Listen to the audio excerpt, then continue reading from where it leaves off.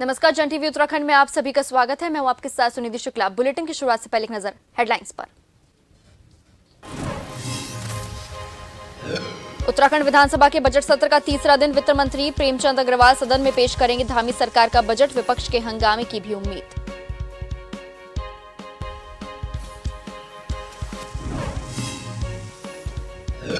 गुरुवार से उत्तराखंड बोर्ड की परीक्षाएं, शिक्षा विभाग ने तैयारियों को दिया अंतिम रूप। मंत्री धन सिंह रावत ने परीक्षार्थियों को दी शुभकामनाएं।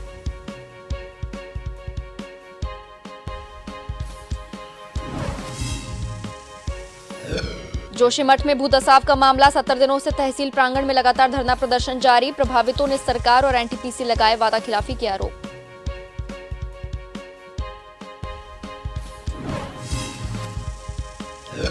देश भर में बढ़ रहा इन्फ्लुएंजा का खतरा, वायरस से बचाव के लिए दून अस्पताल ने तैयारियों को दिया अंतिम रूप। 10 बेड का आइसोलेशन वार्ड बनाया।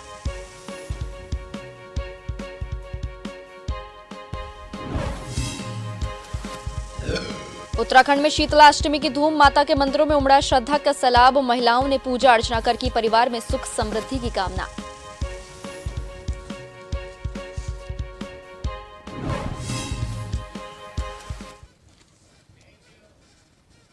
अब खबरें विस्तार से। भराड़ीसैंण विधानसभा में धामी सरकार का बजट बुधवार को पेश होगा। वित्त मंत्री प्रेमचंद अग्रवाल दोपहर 2 बजे बजट पेश करेंगे। वित्तीय वर्ष 2023-24 के लिए 69,000 करोड़ रुपए के बजट का अनुमान है। इससे पहले प्रदेश मंत्रिमंडल बजट प्रस्ताव को पहले ही मंजूरी दे चुका है। 16 मार्च को बजट पर चर्चा के बाद विनियोग विधेयक पारित होगा और इसके साथ सदन की कार्यवाही अनिश्चितकाल के लिए स्थगित हो जाएगी, यानी सत्र 16 मार्च तक ही चलेगा। वित्त मंत्री के मुताबिक बजट समावेशी होगा और इसमें युवाओं, महिलाओं, किसानों और व्यापारी, श्रमिक और नौकरी पेशा लोगों के लिए खास प्रावधान होंगे। संवाद के जरिए जो सुझाव जनता से प्राप्त हुए हैं, उनमें से जो महत्वपूर्ण है, उन्हें बजट की घोषणाओं में शामिल करने का प्रयास किया गया है।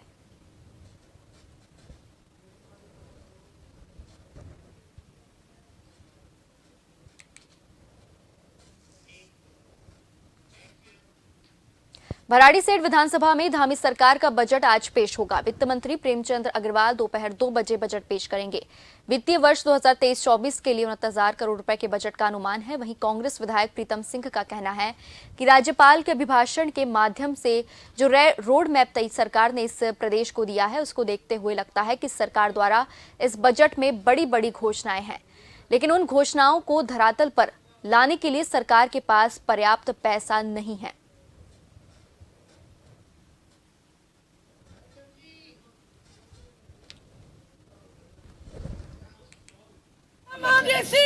राज्यपाल के अभिभाषण के माध्यम से जो रोड मैप सरकार ने इस प्रदेश को दिया है, उसके आधार पर मैं कह सकता हूं कि सरकार के बजट में घोषणाएं बड़ी बड़ी होंगी, लेकिन उस घोषणाओं को धरातल पर उतारने के लिए सरकार के पास पैसा नहीं है। और हम इससे पूर्व भी देख चुके हैं तो ये हालत की स्थिति है।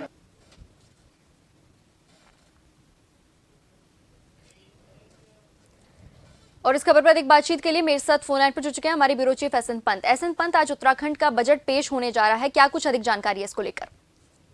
बिल्कुल, आपको बताना चाहूंगा, उत्तराखंड विधानसभा का बजट सत्र का आज तीसरा दिन है और सदन की महत्वपूर्ण कार्यवाही संचालित हो चुकी है। और आज सबसे बड़ा दिन इस बात को लेकर भी है, उत्तराखंड का 2023 और 24 का जो बजट है वो सदन के पटल पर वित्त मंत्री शाम को रखने वाले हैं।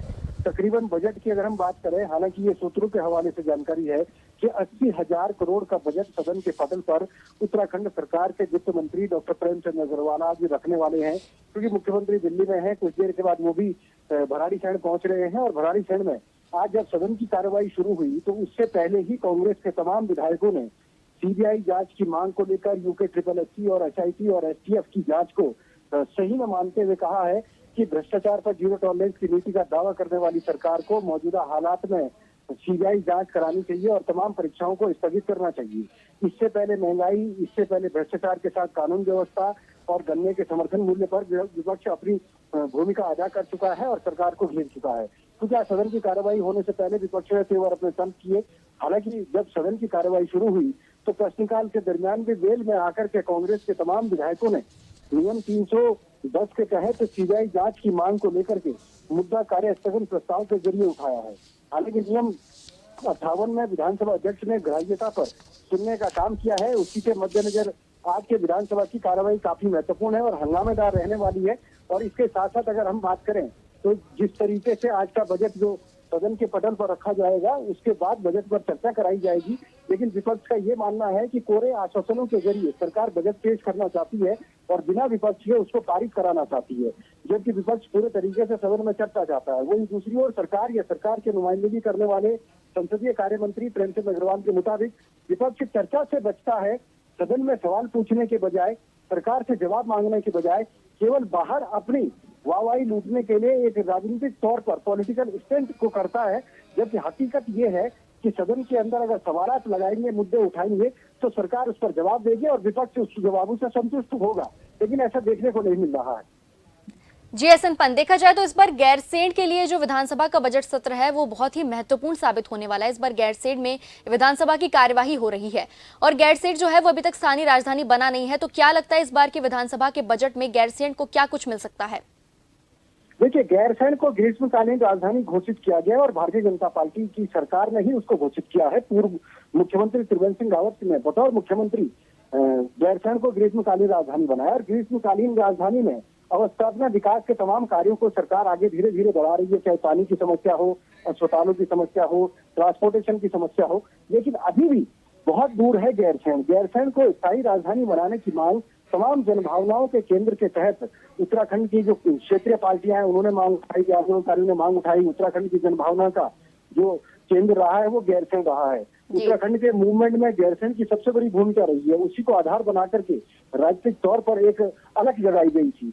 लेकिन अभी भी जब स्थायी राजधानी की बात करते हैं तो सबसे पहले वहां पर स्थापना विकास के कार्यों को तरजीह देना बेहद जरूरी होगा, क्योंकि अगर आप नेटवर्क की देखेंगे प्रॉब्लम, तो नेटवर्क की सबसे बड़ी प्रॉब्लम है। आज हम डिजिटल इंडिया के दौर में हैं, लेकिन अगर आप और हम बात करें तो हम लाइव बात नहीं कर पा रहे, बल्कि हम टेलीफोनिक कम्युनिकेशन कर रहे हैं और विधानसभा से तकरीबन 150 मीटर दूर खड़ा होकर के मैं आपसे बात कर रहा हूँ। तो आप अंदाजा लगा सकते हैं कि आज भी पर्वतीय क्षेत्र में नेटवर्क की सबसे बड़ी समस्या है और सरकार को सबसे पहले इन समस्याओं का निराकरण करना पड़ेगा। अगर आप कनफरैट से भराड़ीसैंण गैरसैंण पहुंचेंगे तो सिंगल रूट पर आपको आना पड़ता है, जब कई घंटों ट्रैफिक जाम हो जाता है। ऐसे में जब तक डबल लेन नहीं बनेगी, लोगों के सामने पानी की समस्या दूर नहीं होगी, बिजली की आपूर्ति बहाल नहीं होगी, सरकारी स्वास्थ्य केंद्र डेवलप नहीं होंगे, अच्छे स्कूल अच्छे कॉलेज नहीं आएंगे, तब तक ग्रीष्मकालीन राजधानी में भी या यूं कहें कि स्थायी राजधानी के तौर पर सरकार इसको आगे नहीं बढ़ा सकती है, बल्कि इसको आगे बढ़ाने के लिए पहले ये मूलभूत विकास के कार्यों को आगे बढ़ाना होगा।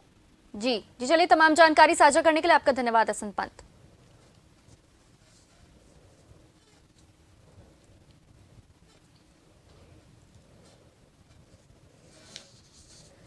उत्तराखंड की ग्रीष्मकालीन राजधानी गैरसैंण में विधानसभा का बजट सत्र जारी है। आज दोपहर 2 बजे सदन में धामी सरकार का बजट पेश होने जा रहा है।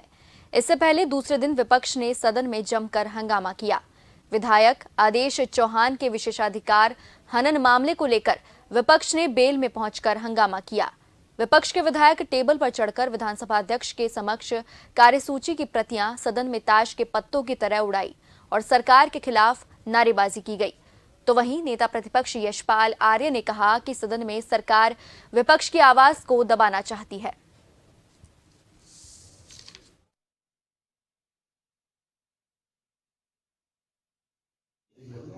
का सम्मान और हमारे जो संसदीय परंपराएं हैं, जो संसदीय मूल्य हैं, जो नियम है, नियमावली के तहत हमेशा प्रश्नों को सदन के अंदर उठाने की कोशिश की है। लेकिन दुर्भाग्य है कि भारतीय जनता पार्टी सरकार की नीयत साफ नहीं है। वह विपक्षी की आवाज़ को कमज़ोर करना चाहती है, दबाना चाहती है। और हम यहाँ अपनी आवाज़ को, अपनी बात को यहाँ सदन के अंदर नहीं रख पाएंगे तो हम अपनी बात को कहाँ रखेंगे। यही एक ऐसा मंच है, ऐसा हमारे लिए एक ऐसा प्लेटफॉर्म है जहाँ पर हम सब मिलकर अपनी बात को रखते हैं। उत्तराखंड में गुरुवार से 10वीं और 12वीं की बोर्ड परीक्षाएं शुरू होने जा रही है। शिक्षा मंत्री धन सिंह रावत ने प्रदेश में बोर्ड परीक्षाएं शुरू होने पर 10वीं और 12वीं कक्षा के छात्रों को शुभकामना देते हुए कहा कि उन्हें अच्छे से परीक्षा देनी चाहिए और अच्छे नंबरों से पास होना चाहिए, क्योंकि सभी शिक्षकों के द्वारा स्कूलों में मेहनत की गई है। वहीं विधानसभा सत्र के दूसरे दिन हुए हंगामे को लेकर शिक्षा मंत्री धन सिंह रावत ने कहा कि सदन के भीतर विपक्ष का रवैया सकारात्मक नहीं रहा है। विपक्ष की तरफ से बेवजह हंगामा किया जा रहा है, जो सदन की कार्यवाही में बाधक बन रहा है। ऐसे में विपक्ष को अपना रवैया बदलना चाहिए ताकि शांतिपूर्ण ढंग से सदन चल सके। लगभग 2.5 लाख से ज़्यादा छात्र छात्राएं इसमें बैठ रहे हैं और हमने 3 बातें कही कि एक तो अति संवेदनशील जितने भी हमारे परीक्षा केंद्र हैं वहाँ पे पर्याप्त हमने उड़न दस्तों की व्यवस्था कर रखी है, नकल विहीन परीक्षा की हमने जो है पूरे इंतजाम कर रखे हैं। और मैं सभी छात्र छात्राओं को जो हाई स्कूल और इंटरमीडिएट की बोर्ड परीक्षा देने के लिए कल से जो है अपने स्कूलों में जाएंगे, उनको अपनी ओर से शुभकामनाएं देना चाहता हूं कि वो जो है अच्छे मार्क्स लेके पास हो। विपक्ष को भी मुझे लगता है कि संयम बरतना चाहिए था और जो हमारा लोकतंत्र है उस लोकतंत्र में इसकी गरिमा जरूर रखनी चाहिए कि राज्यपाल अभिभाषण जब होता है तो विपक्ष को इसका जरूर ध्यान रखना चाहिए। लगभग 2.5 लाख से ज़्यादा छात्र छात्राएं इसमें बैठ रहे हैं और हमने 3 बातें कही कि एक तो अति संवेदनशील जितने भी हमारे परीक्षा केंद्र हैं वहाँ पे पर्याप्त हमने उड़न दस्तों की व्यवस्था कर रखी है, नकल विहीन परीक्षा की हमने जो है पूरे इंतजाम कर रखे हैं। और मैं सभी छात्र छात्राओं को जो हाई स्कूल और इंटरमीडिएट की बोर्ड परीक्षा देने के लिए कल से जो है अपने स्कूलों में जाएंगे, उनको अपनी ओर से शुभकामनाएं देना चाहता हूं कि वो जो है अच्छे मार्क्स लेके पास हो। विपक्ष को भी मुझे लगता है कि संयम बरतना चाहिए था और जो हमारा लोकतंत्र है उस लोकतंत्र में इसकी गरिमा जरूर रखनी चाहिए कि राज्यपाल अभिभाषण जब होता है तो विपक्ष को इसका जरूर ध्यान रखना चाहिए। लगभग 2.5 लाख से ज़्यादा छात्र छात्राएं इसमें बैठ रहे हैं। फिलहाल वक्त तो चला एक छोटे से ब्रेक का, जल्द लौटेंगे। बन रही जन टीवी के साथ।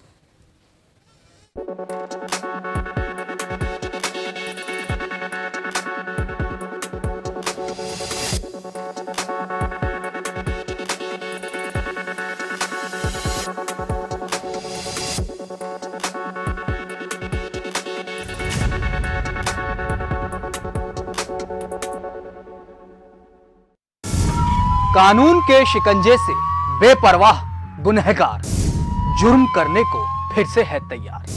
रात के सन्नाटे को चीरती इन मासूम चीखों में छिपा है जुर्म का कोई गहरा राज। हम बारीकी से करते हैं पर्दाफाश ताकि आपको कर सकें खबरदार। क्राइम रिपोर्ट शनिवार रात 8:30 बजे।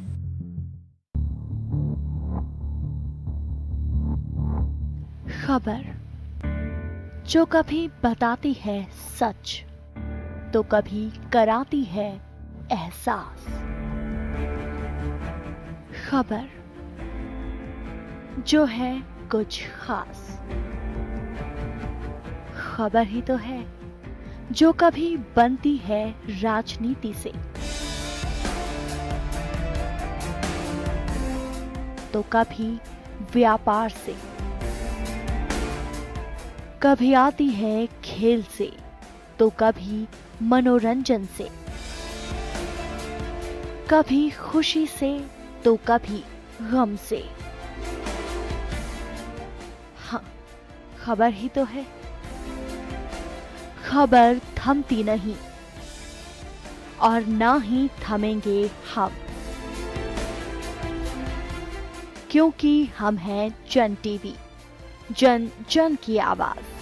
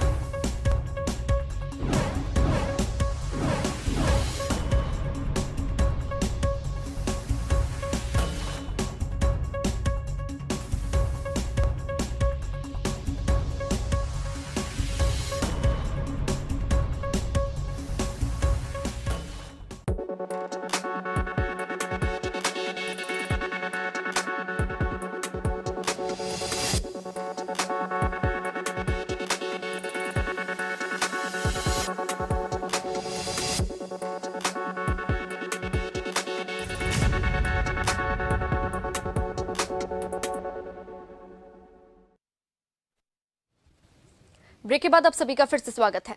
केंद्रीय नागरिक उड्डयन इस्पात मंत्री ज्योतिरादित्य माधवराव सिंधिया मंगलवार को प्रधानमंत्री की वाइब्रेंट विलेज योजना के तहत सीमांत गांव धराली पहुंचे। धराली पहुंचने पर ग्रामीणों और गंगोत्री के रावल तीर्थ पुरोहितों ने केंद्रीय मंत्री का भव्य स्वागत किया।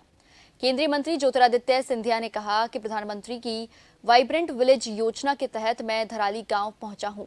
यह क्षेत्र चीन बॉर्डर से लगा हुआ है और वाकई यह क्षेत्र धरती का स्वर्ग है।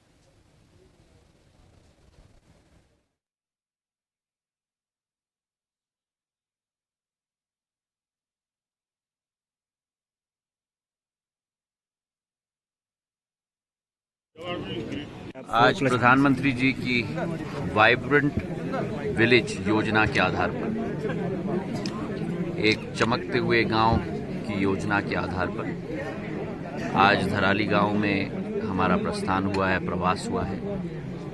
वाकई में ये क्षेत्र स्वर्ग से कम नहीं है, जहां एक तरफ सूर्य का प्रकाश, दूसरी तरफ माँ भागीरथी, माँ गंगा का आशीर्वाद, तीसरे तरफ पहाड़ों की चोटियों पे चमकता हुआ बर्फ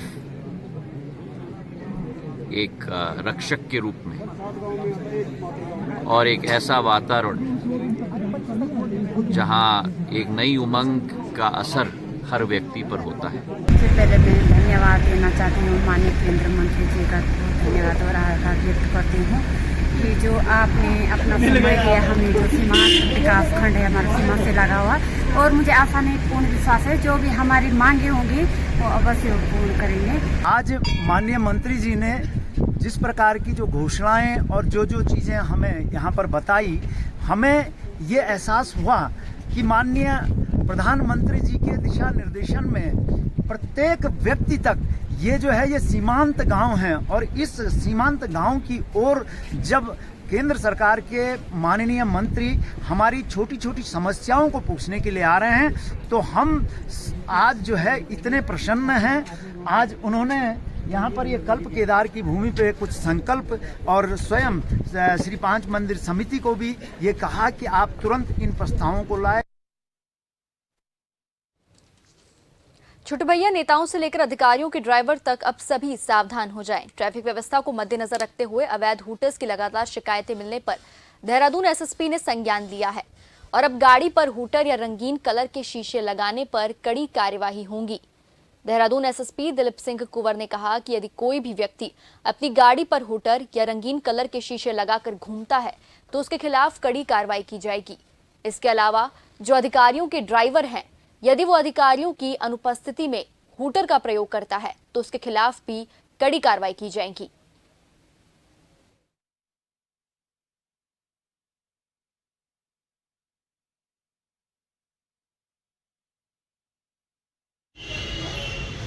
मेरे संज्ञान में आया है कि काफ़ी प्राइवेट गाड़ियों में लोगों ने हूटर लगाया हुआ है, अनऑथराइज्ड ढंग से, वो लगा नहीं सकते हैं, तो उसके संदर्भ में मैंने कार्रवाई करने के लिए मैंने कही है। दूसरा, काफ़ी लोगों ने अपने प्राइवेट वाहनों में वो कलर्ड फिल्म लगा करके जो है वो बिल्कुल लगा करके गाड़ी चला रहे हैं। ऐसे इन गाड़ियों का इस्तेमाल बेसिकली गलत काम के लिए होता है। अगर आप पाक साफ हैं तो बिल्कुल भाई क्या दिक्कत है, कोई शीशे को ढकने की क्या जरूरत है। तो इन वाहनों का इस्तेमाल गलत काम के लिए होता है, तो इन दोनों प्रकार के वाहनों के खिलाफ कार्रवाई करने के लिए मैंने कहा है। जोशीमठ के तहसील प्रांगण में विगत 70 दिनों से लगातार जोशीमठ के प्रभावित परिवारों के द्वारा किया जा रहा धरना प्रदर्शन आज भी जारी है। आपको बता दें कि लगातार जोशीमठ के प्रभावित परिवार आज भी अपनी मांगों पर अड़े हुए हैं और लगातार एनटीपीसी के खिलाफ जमकर नारेबाजी करते हुए देखे जा रहे हैं। वहीं जोशीमठ के प्रभावित परिवारों का कहना है कि जब तक सरकार हमारी सारी मांगों को पूरा नहीं करती तब तक ये लोग लगातार धरना प्रदर्शन जारी रखेंगे। वहीं जोशीमठ के पीड़ित परिवार एनटीपीसी पर वादा खिलाफी का आरोप लगा रहे हैं।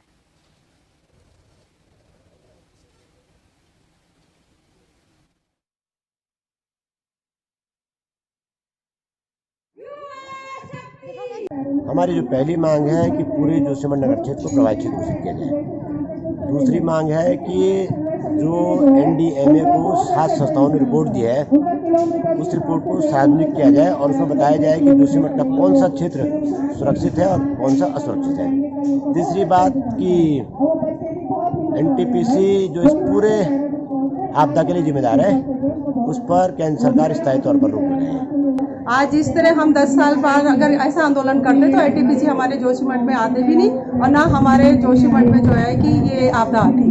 और इन्हीं की वजह से जो है कि हमारे जो भी हमारे मकानों में जो दरारें आ रखी है, जो भी नुकसान आ रखा है, हमारे एनटीपीसी के द्वारा ही आ रखे। मैं तो यही कहती हूँ कि इस एनटीपीसी को जो है यहाँ से हटा देना चाहिए। प्रधानमंत्री जी ने तो अभी तक जोशीमठ के बारे में एक ट्वीट तक नहीं किया है। ये बहुत बड़ी दुख की बात है।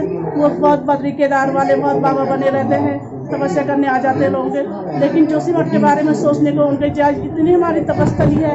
ये एक ऐतिहासिक, धार्मिक, सांस्कृतिक नगरी है। जोशीमठ हमारा बद्रीनाथ का मुख्य पड़ाव है। ये सबसे मुख्य पड़ाव, ये पूरा हमारे सीमांत क्षेत्र होने के नाते बहुत ही मुख्य है जोशीमठ। पर यहाँ पर कोई सरकार के द्वारा ठोस कदम नहीं उठाए जा रहे हैं। कि जनता कितनी परेशान है, कितनी आहत हो रखी है, मसाल जुलूस निकल रहा है, लेकिन सरकार आज तक हमारी कामनाओं को पूरी नहीं कर रहा है। हम कहते हैं हमारे पूरे जोशीमठ क्षेत्र को आपदाग्रस्त घोषित करें। हर जोशीमठ के गरीब से लेकर अमीर जितने भी परिवार हैं सबको फायदा मिले। सब ग्रस्त हो रखे हैं और छोटे बड़े को सबको समान वो मिले, अधिकार मिले। यहाँ पर समान लोगों को जो भी मिलना है कि उनको सभी लोगों को लिया जाए। हमारे को जोशीमठ क्षेत्र एक हो जाएगी आपदाग्रस्त। खबर हरिद्वार से है, जहां जिले में नंदा गौरा योजना का लाभ लेने को आवेदनकर्ताओं की ओर से फर्जी आय प्रमाण पत्र प्रस्तुत करने का बड़ा खेल पकड़ में आया था, जिसमें सीडीओ हरिद्वार ने योजना के पहले और दूसरे चरण के अंतर्गत ऐसे 193 मामले पकड़े थे, जिसमें ऐसे आवेदनों को निरस्त करते हुए उनके खिलाफ एफआईआर दर्ज हो चुकी है। इस खेल में कॉमन सर्विस सेंटर की भूमिका भी सामने आई है। प्रशासन इसके विरुद्ध भी सख्त कार्रवाई के मूड में है।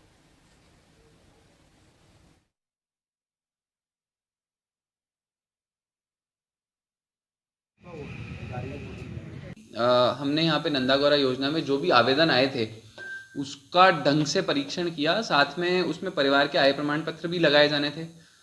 तो रैंडम इंस्पेक्शन जब मैंने किया तो कई सारे आय प्रमाण पत्र फर्जी पाए गए। जो तहसील से निर्गत हुए थे वो अलग प्रमाण पत्र थे और जो एप्लीकेंट ने लगाए वो अलग थे। तो टोटल ऐसे 193 मामले हमारे संज्ञान में आए। जब हमने इसका फिर पूरा अच्छे तरीके से परीक्षण किया, अब सभी 193 मामलों में जो ऐसे फर्जी आवेदन जिन्होंने लगाए थे उनके खिलाफ एफआईआर भी की जा चुकी है।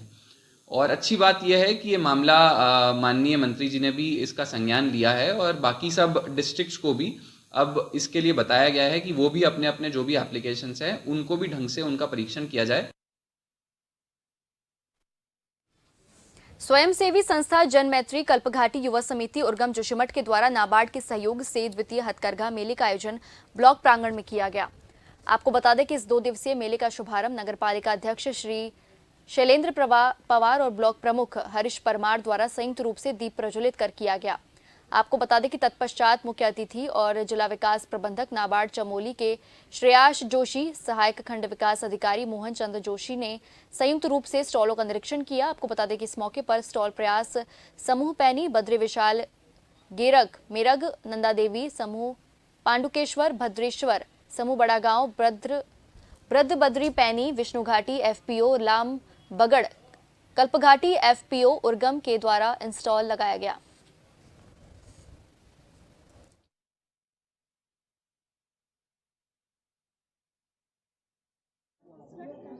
हमने यहाँ पर 2 दिन का ये स्थानीय बाजार, जिसको हम मेला कह सकते हैं, हस्तशिल्प और स्थानीय उत्पादों के विपणन के लिए उनको एक बाजार देने के लिए यहाँ पर आज और कल इन 2 दिनों में ये यहाँ पर एक कार्यक्रम चलाया हुआ है। इसका विधिवत उद्घाटन हुआ है और तमाम काश्तकार जो अपने स्थानीय उत्पादों को लेकर चिंतित थे कि बाजार नहीं मिल पा रहा है, आपदा के बाद एक बार पुनः ये कार्यक्रम यहाँ पर शुरू हुआ है। आप देख सकते हैं कि सुबह से ही यहाँ पर काफ़ी लोग अपने अपने स्थानीय उत्पादों को लेकर आ गए। एक सेल करने का, मार्केटिंग करने का हम उन्हें एक मंच देना चाहते थे, तो नाबार्ड ने उसके लिए यहाँ पे स्वीकृति दी थी कि एक प्रदर्शनी लगाने की।